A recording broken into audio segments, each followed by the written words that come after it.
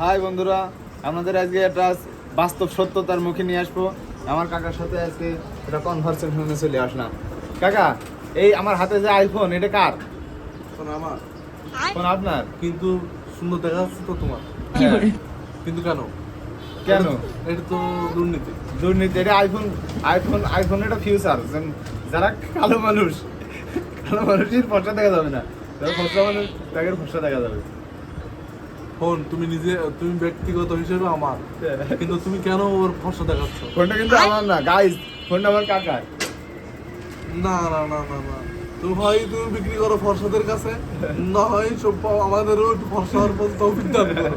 Filter এমন filter দিবা যে ফর্সা মানুষ কালো হয়ে যাবে আর কালো মানুষ ফর্সা হয়ে যাবে। হ্যাঁ হ্যাঁ, রাইট রাইট। যাদের ফর্সা মানুষের কাছে আইফোন থাকবে তাদের যেন একটু ফর্সা দেখা যায়, আর কালো মানুষের কাছে যাদের কাছে থাকবে তাদের অবশ্যই যেন ফর্সা দেখা যায়।